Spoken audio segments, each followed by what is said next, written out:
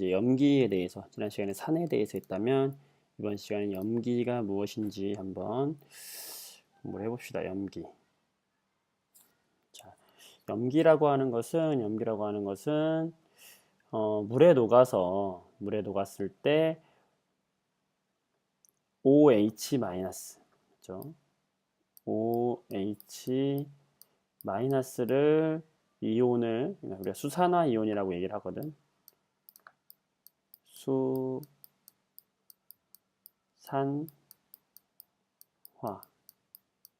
이온. 자, 수소하고 산소하고 있지?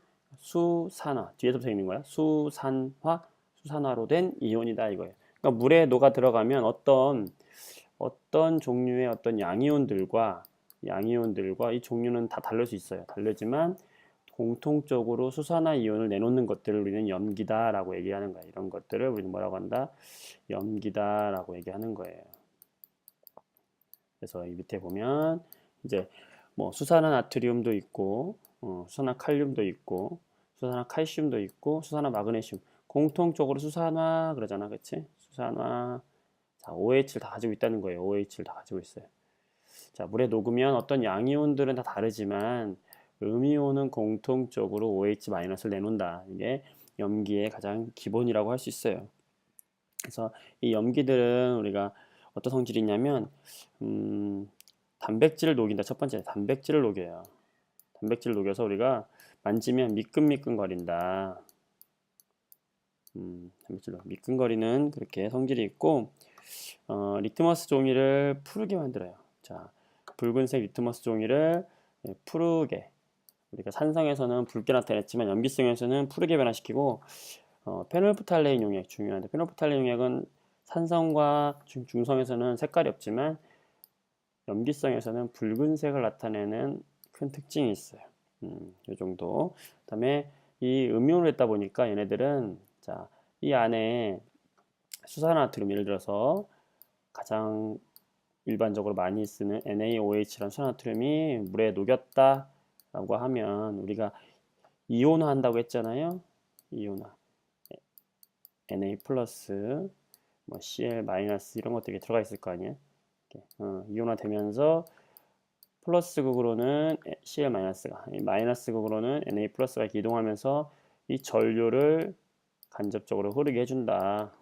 그래서 전해질이라고 얘기했었는데, 이 산과 염기는 전부 전기를 통한다 이렇게 말할 수 있죠.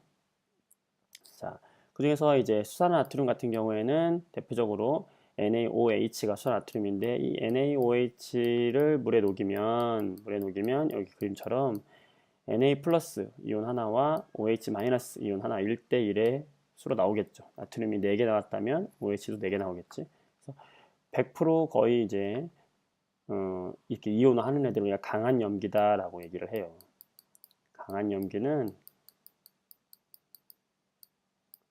강하다는 거지. 뭐냐면 이 분자가 들어갔는데 이렇게 거의 다 나눠진다는 거예요. Na 플러스와 OH 마이너스로. 그러니까 OH 마이너스를 많이 내놓으니까 강하다, 강한 염기다라고 얘기하고, 다 그런 건 아니고, 뭐 수산화 마그네슘 같은 경우에는 그 많은 수산화 마그네슘 이온들 중에서 한두 개 정도만 이온화가 되는 정도가 작으면 우리는 이런 거를 약한 염기다라고 말할 수 있겠죠. 약염기다라고 말하는 거예요. 자, 그 암모니아라고 하는 것도, 암모니아도 NH3라고 하는 이 암모니아도 약한 염기 중에 하나인데, 이 암모니아도 이제 물에 들어가면 물과 반응해가지고, H2인 물과 반응을 해가지고 이렇게 NH4, 암모늄 이온이라고 했지? 이 암모늄 이온을 형성을 하면서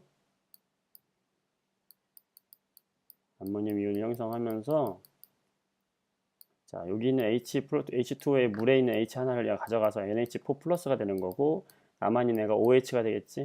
이 OH가 남아서 염기가 되는 거예요. 얘도 역시.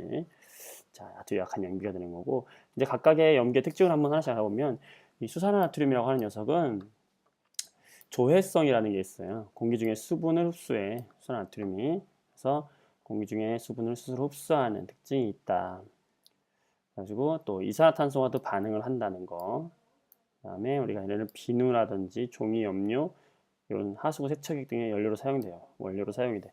여러분들 뻥 뚫는 거 있죠? 이렇게 뻥 뚫는 거. 하수구 막혔을 때.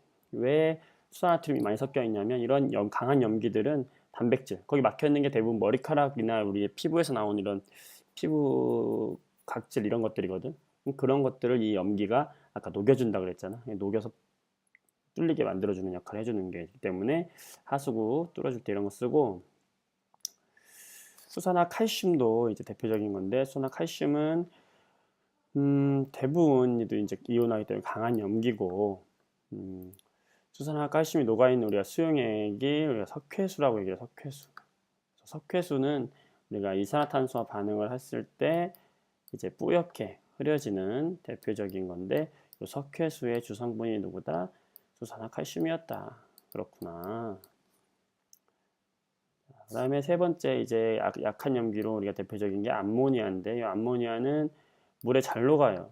물에 잘 녹고 이제 비료를 사용하는 데 나타내고 굉장히 자극적인 냄새가 나기 때문에 여러분하고 실험은 해보지는 어려울 것 같지만 영상으로 함께 한번 해볼 거예요.